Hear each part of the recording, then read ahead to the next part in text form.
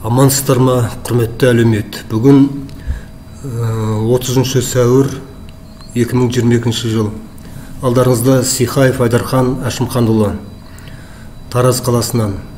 Құрметті әлеумет, біз бір тудың мағынасы әруақтық талап деп әңгімемізді жалғастырып келе жатырмыз. Композициялық әрекетімізде әруақтық талап, сол негізде біз еліміздегі, қоғамымыздағы әлеуметтік, рухани, экономикалық, мәдени, саяси жағдайларды қамтып, ауқымды әңгіме ету негізінде ой тұжыру, идеяны анықтау, даму бағытымызды нақтылау деген мағынада жұмыс істеп жатырмыз. Яғни өздеріңіз білесіздер, қаңтар оқиғасынан кейінгі жағдай елімізде көптеген мәселелердің қауырт шешімін шығару жағдайы жиілеп кетті. Яғни елімізде біршама жаңалықтар болып жатыр, яғни саяси жаңалықтар. Елдің назары, мен ойлаймын, соған ауып отыр. Сондықтан да біз өзіміздің негізгі тақырыбымыздан ауытқып, осы жағдайға байланысты кезектен тыс хабарламамызды беріп отырмыз. Құрметті әлеумет, бұл хабар бір жағынан жақсы болып тұр. Өйткені ата заңдағы, яғни конституциямыздағы келеңсіз орын алған мәселелерді ауыстыру, орнын өзгерту мәселесі қозғалып отыр. Оның бәрі, мысалы, 30 жылдың ішінде 2-3 рет ауысайын деп отырған жағдай ата заңымызда өзгертеніп. Бұл өте қауіпті. Ата заңның бұлай құбыла беруі аса жайсыз, болашағы бұлыңғыр болып есептеледі деп білеміз. Өйткені қазақ атам айтқан 50 жылда ел жаңа, 100 жылда қазан деп. Міне сол межелерге жетпей, заңнамамыз кәдімгі заңдар сияқты, қылмыстық, азаматтық, әкімшілік заңдар сияқты, тағы басқа заңдар сияқты жылдам ауысып, жағдайға байланысты өзгере беруі, бұл өте дұрыс емес жағдай. Ата заң деген нақты негізін қалап, 50 жылда ел жаңа, 100 жылда қазан десе де өзі нақты жолын сілтеп, болашаққа мүмкіндік беріп, елдердің шығармашылық мүмкіндігіне жағдайлар жасап, құқықтар тең қорғалып, ешкімнің жеке құқығына, ұлттық құқығына, нәсілдік құқығына, адамдық құқығына кедергі болмайтындай жағдайды ашып тұру керек. Оның бәрі бір мемлекеттің ата заңы болғаннан кейін сол бір мемлекеттегі жағдайды жөнге сап тұратын, өз мүмкіндігін тудырып ыңғайлы болу қажет. Міне осы мәселеге қарағанда, енді бұл заң шығару үрдісі келіп халыққа өкімет жаңағы президент тарапынан жасалған мәлімдемелер, мағлұматтар біршама естіліп жатыр. Соған кірісіп те кеткен сияқты. Міне енді бұл мүмкіндігінше біздің Қазақстан жағдайында әлеумет белсенді атсалысып, өз пікірлерін білдіріп, ұсыныстарын жасап қалу керек. Бұдан кейін қайта-қайта өзгере беретін мүмкіндік болмайды деп ойлаймыз. Құр әттеген-ай деген жағдайға қалып қалмас үшін көңілімізде, ойымызда, арман түйсігімізден туатын бір сауалдар болса, ұсыныстар болса, айтып қалу қажет деп ойлаймыз. Міне солардың да оқиғаның ішінде отырып, біздер де өз тарапымыздан былайша айтқанда атына заты сай болу керек деген мәселені қозғайтын болсақ, адамзат баласы әруақтық дәуірді басынан өткеріп, әруақтық болмысты игеріп, адамдық болмысты игеруге бет алған шақта біздің үндемей қалуымыз аса ыңғайсыз екенін білесіздер. Сондықтан біз бұл мәселеде сөзсіз өзіміздің ойымызды айтпақпыз. Яғни біз айтып жатырмыз, мың өліп, мың тірілген қазақ деп. 1001 рет өлді дедік. Енді 1001 рет өлген қазақ 1001 рет тіріле ала ма деген өте бір сонда мәселелі, көңілді құлазытатындай, үміт беретіндей бір сұрақ туындап тұрғанын сізге айқын айтып келеміз. Яғни біз өлгенімізді тірілтіп, өшкенімізді жандырамыз ба деп жатқан адамдар қатарынанбыз. Яғни біздің айтып келе жатқан идеяларымыз өткенімізді, ата-бабаларымызды рухани тірілту мәселесі. Бұл өткенімізді тірілтіп, бүгінімізді шаттап, ертеңімізді жаңғыртып жеткізу мәселесі. Яғни ұлттық құндылығымыздың адамзаттық құндылығы екенін көрсету. Сол кезек-кезегімен рет-ретмен айтатын әңгімеміз бүгін осы тақырыпқа байланысты, осы біздің айтып отырған мәселелер, қоғамдағы саяси мәселелерге байланысты біршама өзгеріс осы ата заңымызды реттеу мәселесіне көңіл ауыстырып отырмыз. Яғни біздің әңгімемізді білесіздер, құтабандар мен ақылдылардың күресі. Мұнда ешқандай ұлттық, нәсілдік, тағы да басқандай экстремалдық, ұлтшылдық деген жала жабысылатын басқа да нәрсе жоқ. Біз таза рухани мәселеде, рухани болмысымызды жөндеу мәселесінде, қалай жөндеу керектігі жөнінде айтып келе жатырмыз. Әрине ол бірінші кезекте дәл мынау ата заңды өзгерту мәселесіне сәйкес келіп тұр. Яғни ата заңымыз дұрыс құрылып, дұрыс сөздер жазылып, ата заңымызда сол бекітілсе, онда бәрі дұрыс өз орнына келеді деп ойлаймыз.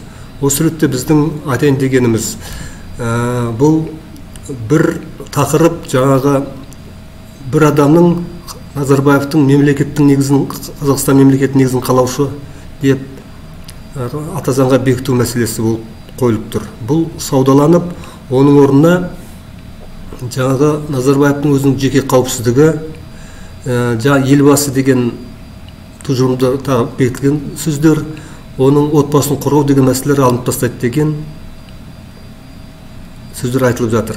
Бұл соның орнына соңғы сөз дейді, жаңағы Қазақстанның негізін қалаған Назарбаев деп. Саудаланып отырған бұл жағдай, бұл ішкі өкіметтегі, биліктегі президенттердің арасындағы өзара келісілушілік негізінде жүргізіліп жатқан әрекеттерде болуы мүмкін.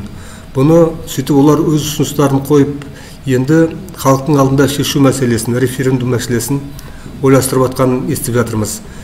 Ондай жағдай болса, біздер жалпы бұл мәселеге өз пікірімізді білдіреміз. Енді біз жалпы бір адамның бір мемлекетті қалау, жаңғырту мүмкін емес екенін білеміз. Ол халықтың шешімімен шешілетін, халықтың жаңағы референдум негізінде, дауыс беру негізінде анықталатын бәріміз білеміз. Өйткені бір адам сол үлкен лауазымға жеткен кезде сол халықтың сайлау арқасында жетіледі. яғни халықтың ортасында шешілуі тиіс. Бұл жерде енді соңғы айтқан сауалы жоғарғы жақтың дұрыс халыққа қаратып айтқаны. Біз өткен бір ролигімізде кезектен тыс емес 14-ші хабарымызда ма бұл мәселе жөнінде айтып өз пікірімізді білдірдік. Ата заңымызды, конституцияны қорқылмау мәселесі, оның ауылда дәретханаларға барып жыртылмау мәселесін айттық. Сөйтіп тағы да көп қылмыстық нәрселер жасалмауын ескерттік. Енді сондай жағдайға түспеу үшін бәріміздің жұмылып кірісу мүмкіндігін беріп отырған үкімет тарапында бұл биліктің жағдайы өте жақсы. Енді осы жерде біз жаңылмауымыз қажет деп ойлаймыз. Ол жаңылмау мәселесі кезінде өздеріңіз білесіздер. Кеңес үкіметі кезінде біздің ел Қазақ Республикасы болып аталды. Кейін егемендік алғанда Қазақстан Республикасы болып өзгертілді. Міне осы тұста бұл Қазақстан деп қойылуы тіке Назарбаевтың айтуымен жасалынған жағдай болды. Ол әртүрлі жағдайды негіздеп бақты, еліміз көп ұлтты, орыстар көп тұрады деп сыбырлағандай қылып айтып, елді соған көндірді. Үлкен саяси мән, тыныштық, бейбітшілік ойлап отқанын айтып, ақырындап бәрі болатынын айтып, бәрін сендіруге тырысты. Енді сол үшін де Қазақстан Республикасы, Қазақ Республикасы, Қазақстан Республикасы болып өзгерген үшін де сол бір адамға берілуге тиіс пе? Міне осы мәселе. Ол адам сөйтіп үлгертіп бізді сендіріп айтқан күннің өзінде де ол адамды халық сайлап отқан жоқ па? Яғни Қазақ Республикасының халқы келісім бергеннен кейін солай Қазақстан аталған жоқ па? Ол Қазақстан аталғанның өзінде де көп сұрақтар туындады. Сол кездерде тіпті орыс тілді адамдардың өздері айтты. Қазақстан деп станын қосылып мұсылмандық мемлекет болып кетпей ме, исламдық деп олар қорықты. Күдіктенді. Біз өз достарымызда бар, немістерде болды, орыстарда болды, достарымыздың бәрін бұл ойым нақты болды. Бізде сол кезде айтып, олардың айтқан Қазақ Республикасы, Қазақ мемлекет деп атала бермейді, өзгертілмейді. Бізге сол ыңғайлы, біз соған үйреніп қалдық деген сөздер айтылған еді. Өте дұрыс, сезікті әңгімелер болды. Бізде ойланып, бізде өз ішімізден, сыртымыздан да айтып жүрдік, бұл өзгертілге дұрыс болмады деп. Бірағында міне сол өзгертілгенде де, мысалы үкімет тарап өздері өзгертілдері келетін болса, негізгі конституция бір адамның атының жазылуы, бұл біз дұрыс емес деп ұғамыз. Ол бір адам белгілі бір нәрсе, бір қоғамдық бірлестіктер құрып атса, ол тарихта жазылсын. Мемлекеттер құрып атса, тарих ғылымы бар дедік, саясат ғылымы бар. Сонда жазылса, өзге ғылыми кітаптарда енсе, ол өз алдында бір шаруа, бір нақты бір тарихи жұмыс. Ал мемлекеттік ата заңға ендіру мәселесі боласа қисынға келе бермейді. Өйткені біз ол кісінің, мысалы, білеміз, осы Астанаға көшіру мәселесінде шынымен де белсенді рөл атқарғанын. Мысалы, Астананы қаланың орналасуына, сол Ақмоладан орын алып солай өркендеп өсуіне Астана қаласының, ол кісінің еңбегі сіңді деп бір кітаптарға жазса болады, оған бәрі келіседі. Ал мемлекетті құру деген мәселе, Қазақ Республикасы, Қазақ мемлекетін құру деген мәселе, бұл енді тарихқа балта салумен бірдей. Өйткені өздеріңіз тарихтан білесіздер, Қазақ мемлекеті, Қазақ хандығы кезінде Керей мен Жәнібек аталарымыз құрып қойған. Соның биленген жерін кейін біздің алашордалық, алаштық азаматтарымыз жермен бекітіп, ақыр Қазақ Республикасында жасаған жағдай солар. Жердің бәрін бекіткенде де оған көмекші берген, тіпті ауызға алмаса болмайды.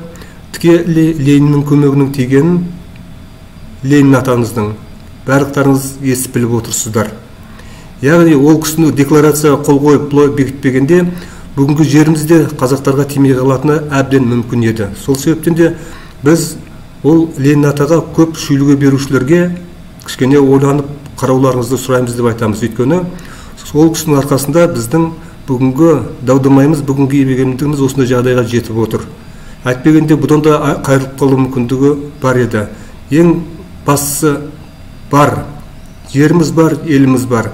Біршама ұтылып, біршама жерімізді беріп қойған өзінде негізгі ұлы даламыз сақталып, өзіміздің еншімізде қалып отыр. Бұны бүкіл халық, бүкіл дүние жүзіндегі ғалым атаулылар, тарихшы атаулылардың бәрі біледі, саясатшылардың. Бұны ешкім өзгерте алмайды. Бүгінгі тіпті 5-6 жасқа келген бала да біледі. Қазақстан жерінің аумағы қандай екен, қандай аз халық тұратын, қандай байлығы бар екен, сол үлкен байлық, үлкен жерді қалай аз ғана халық тұрады деген ой оларға да оралу керек. Сол кезде тарихқа көңіл аударып, бұны түсінетіндей жағдай туады деп ойлаймыз. Міне осындай жағдайда біз жеке адамның атын ендіру мәселесі қарсы екенімізді айтамыз. Оған тағы бір себеп, ол кісі ешқашанда Қазақстан мемлекетін құрды, ешқашанда ұлттық мемлекет құрамыз деп айтқан емес.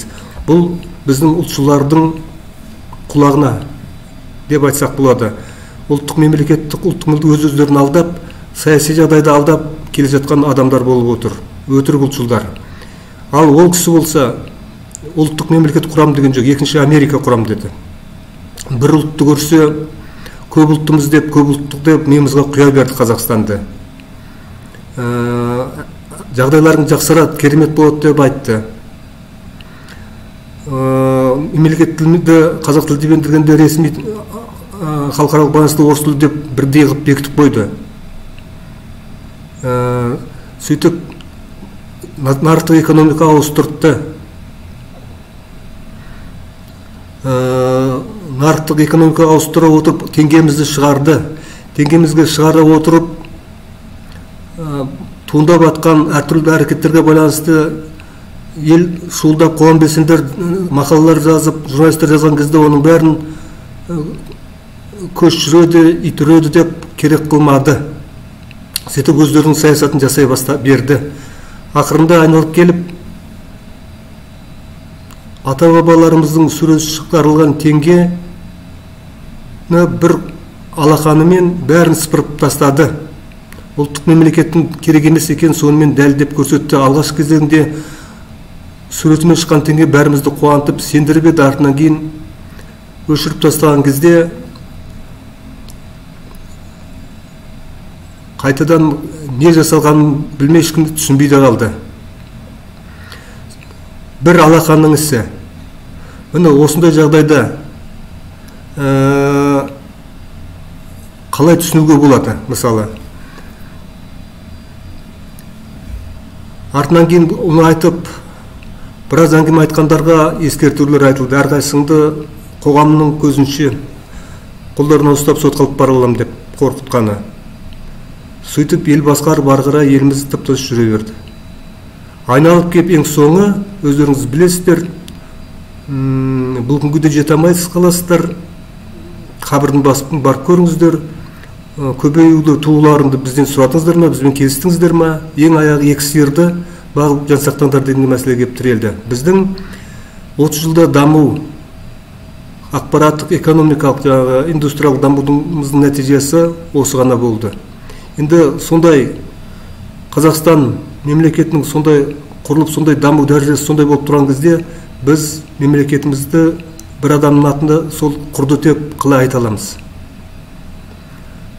Әсіресе елбасы деп жазылғаны тіпті келмейді. Елбасы бұл деген сөз қазақтың дәстүр ұғымына сәйкес сөз. Ол қазақ мемлекетін, қазақ унитар мемлекетін орнатқан жоқ қой. Ол екінші Америка орнатқан деді. Қайықтың елбасылық. Ол басқа бір ұғым берілу керек еді. Елбасылық деген бір президенттің басына сыймайтын нәрсе. Оны басқа бір қоғамдық жұмыс дәрежесінде өткеріп, сол елдің рухани мәдени жағдайын сындырмай, жақсы дамытып жеткізіп отырған ықпалды басқа да қоғамдық күштерді белсенді көрінген адамдардың еңбектерімен кіргіздірсе, салыстырса, ол бір жөн. Сол адамдарды ендірсе. Ал өз басқарып отырып, бәрін өзіне жаза беру мәселесі өздеріңіз білесіздер. Бұл шектен тыс әдептен шығушылық жағдай екенін бәріміз біліп отырмыз ғой. Сырттай сөйлеп бәріміз айтып отыр. Елдің ең бірінші халқымыздың көнбей жаттырған жағдай осы емес пе? Сондықтан да біздің айтатынымыз қандай да жағдай болмасын, енді референдум туралы ұсыныс пікірлер жаңағы мемлекет негізін қалаушы деп атал заңға енгізу мәселесі президентті, бұл өкімет тарапынан ұсынылып отырған ұсыныс болғандықтан, ол өкімет тарапынан ұсынылып отырған ұсыныс өз алдында. Мысалы, біздерге ол ұнамайды, ондай біз қаламаймыз, ондай болмау керек деп ойлаймыз. Өз алдында қалсын. Референдумға ұсынатын болсаңыздар, тіпті таза демократия деп, онда ол қала берсін. Өзге де ұсыныстарды сонымен қосып тіркеу қажет. Елдер қайсына дауыс берсе, сонысымен ашықтала берсін, не жазылса да. Бірағында біз жеке адамның атының жазылуына қарсымыз. Оның орнына Қазақстан мемлекетін қалаушы ел сол Қазақстан елі деп жазса бір жөн. Бірағында біз Қазақстан атауына да қарсымыз.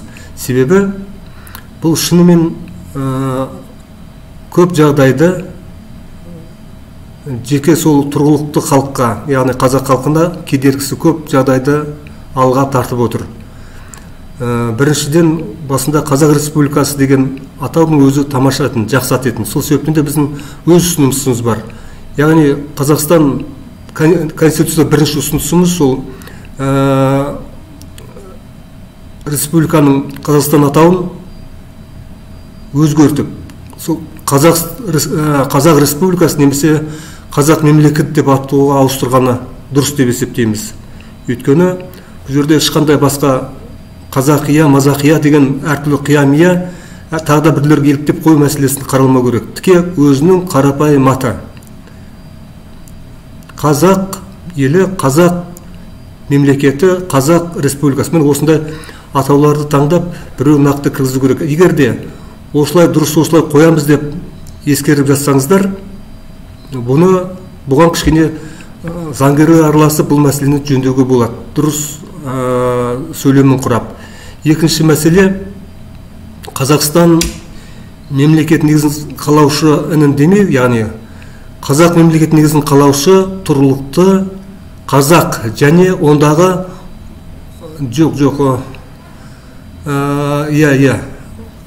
Қазақстан негізін қалаушы жаңағы бір адамға атамай, оның орнына былай жазылуға тиіс деп ойлаймыз. Қазақ мемлекетінің негізін қалаушы тұрғылықты қазақ және ондағы 30 жылдан артық тұрақтанған өзге халықтар өкілі деп жазса, мысалы, дұрыс болар еді деп ойлаймыз. Қазақ мемлекетінің негізін қалаушы. Егер сол орын сіздерге аса қажет болып тұрса, біздің тараптан ұсынысымыз осылай. Қазақ мемлекетінің негізін қалаушы тұрғылықты қазақ және ондағы 30 жылдан артық тұрақтанған өзге халықтар өкілі. Бәрі бірігіп таққан атау деп есептесек болады. Содан кейін бұл екінші ұсынысымыз болып тұр ғой. Енді үшінші ұсынысымыз. Яғни қазақ мемлекетінің тілі нақты ресми. Қазақ тілі деген жазылса үшіншісінде. Ұлтаралық қатынастар тілінде қазақ тілінен басқа өзге де тілдер жатады деп бекітсек. Бекітілсін деген сөздермен келтірсе. Үшінші ұсыныс. Яғни бұл да тіл мәселесі де біроталай шешіліп кетер еді. Өйткені ресми тіл, қазақ тілі мемлекет тіл болғаннан кейін, өзге тілдерде ұлтаралық қарым-қатынас тілі болса, тек орыс тілі емес. Онда бәріне бірдей мүмкіндік туады. Яғни қай тілдің мәдениеті озып, қай тіл ұнап жатса, саяси, мәдени, рухани тілі асып, ел ішінде сол тіл өзінің мүмкіндігін алып тұрады. Болмаса, сол тілдермен қатар қазақ тілі де ұлтаралық тіл болып қолданысқа ене береді. Яғни бұл жерде, яғни қазақ халқына ұлтшыл деген, айқай-шушыл деген, әртүрлі жағымсыз экстремист деген атаулар танылмайтын болады. Себебі бұл мәселе заңмен шешілгеннен кейін, мемлекеттің аты қазақ мемлекеті болғаннан кейін, тілі солай болғаннан кейін ешкім ешқандай дау туғызуға қақысы болмайды. Бұған ешкім ерегісіп, ешкім сепаратизм әрекеттерін жасамайды деп ойлаймыз. Өйткені 30 жыл тұрақтанып, елдің қамын ойлап, Қазақстан деп қойып, күдік орнатып, сақалдыларды көбейтіп, басқа елдердің де қазақтың мысынбасы, басқа елдердің әлеуетін көтеріп, теңсіздік орнату, жергілікті халықтарды қорлау әрекеті, бұл белгілі бір деңгейде дискриминация туғызып, былайша айтқанда, әділетсіздік болып, қорланып жатқан жағдайларды көз алдарыңызға келтіріп жатыр. Сол себептен де бүгін біздің қазақ тілі тек тұрмыстық тіл болып, одан да жойылып жатқан жайы бар. Саяси тілге айнала алмай, ғылыми тілге тіпті айнала алмай, өшіп, өз жерінде отырып, жойылып бара жатқанын көріп отырсыздар. Сондықтан бұл негізгі ұстанымдық сөздер осы қалыпта біз айтқан жағдайда тұрса екен деп ойлаймыз. Төртінші біздің тағы да ұсынысымыз, бұл осы уақытқа дейін ұлттық идеологияны таба алмай келді. Біз енді айтып келе жатырмыз, біздің әңгімені тыңдап отырған кісілер біледі деп ойлаймыз. Яғни біздің ұсынатын төртінші ұсыныс мынандай болса деген тілегіміз бар. Адамдық, әруақтық, рухани болмысын қалыптастыру доктринасының ұлттық идеологиялық негізі қазақ мемлекетінің, яғни қазақ мемлекетінің даму бағыты болып табылады деп жазса. Яғни адамдық, әруақтық, рухани болмысын қалыптастыру доктринасының ұлттық идеологиялық негізі қазақ мемлекетінің даму бағыты болып табылады деген сөздер тұрса. Әруақ қоғамдық бірлестігі халықтық рухани қозғалыс мәніндегі қызметін атқарушы деп бекітілсін деп жазылса, тіпті біздіңше дұрыс болар еді деп ойлаймыз. Өйткені бұндай ұстанымдық идеологияның бекітілуі өзіміздің тарихымызға да сәйкес, бүгінімізге, ертеңімізге, болашағымызға да ашатын негізгі идеологиялық бағытымыз болып есептеледі. Өзіміздің ұлттық құндылық, адамзаттық құндылыққа апаратын тамаша жол.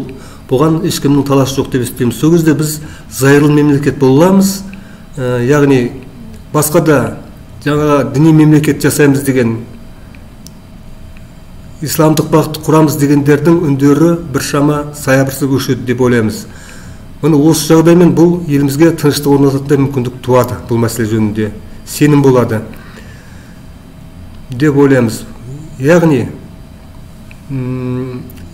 тағы да бір 5-ші тармаққа қазақ мемлекетінің жер көлемі, оның үстіңгі және жер асты байлықтары халықтікі болып есептеледі деп бекітілсе, бұл жер мәселесінде де дау тумас еді. Осының бәрі сіздердің бір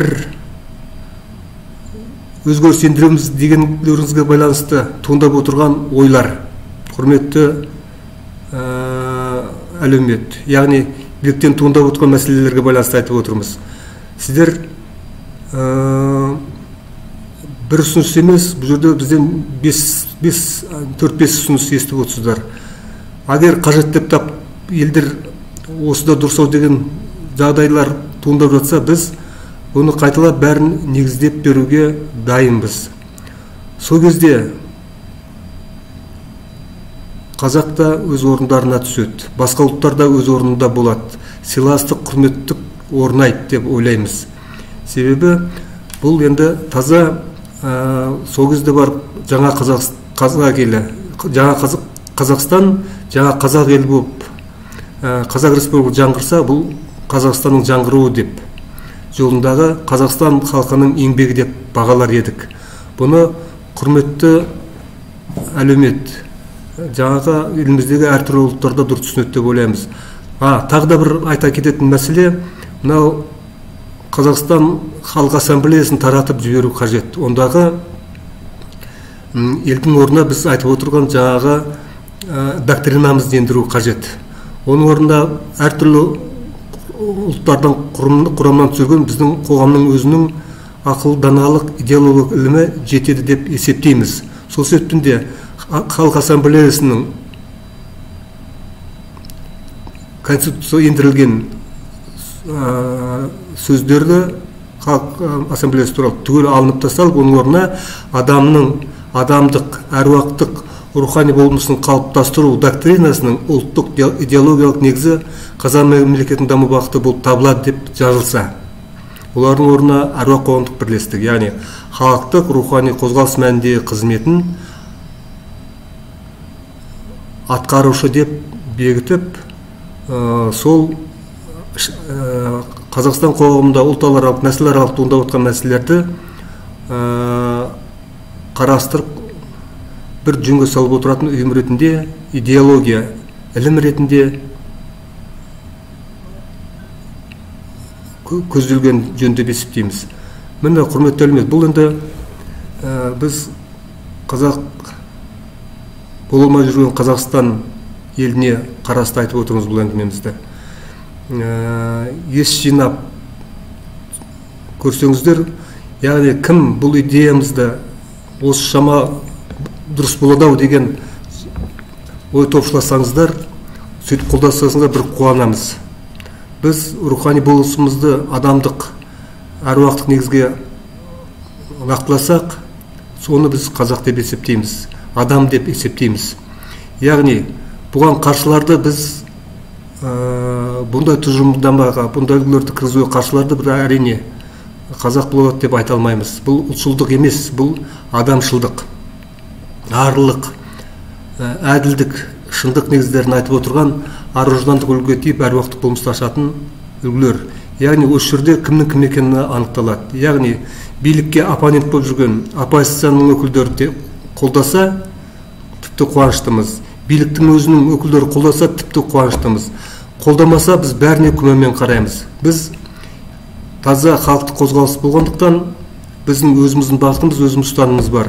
Агар тіпті қолдамай жатсаңыздар, не істейміз деген ой туатын болса, билік қолдамай жатқан жағдайда, біздің өз ұсынымызды ескертіп жатпаған жағдайда, осы ескертісті дұрыс деп тауып, біз өз жаңағы ілімізді, ұстанымымызды ата-баба жол деп, әруақтық жол деп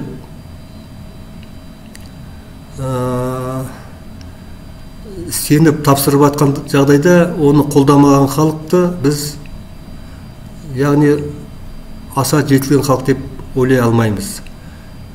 Яғни онда бұл шағымызды мүмкін біреулерден қорқып, құлағына елемей отырған жағдайда біздің айтып отырған идеялық ойларымызды біреулерге жалтақтап, сол жалтақтап отырған адамдарына қаратып айтамыз ба?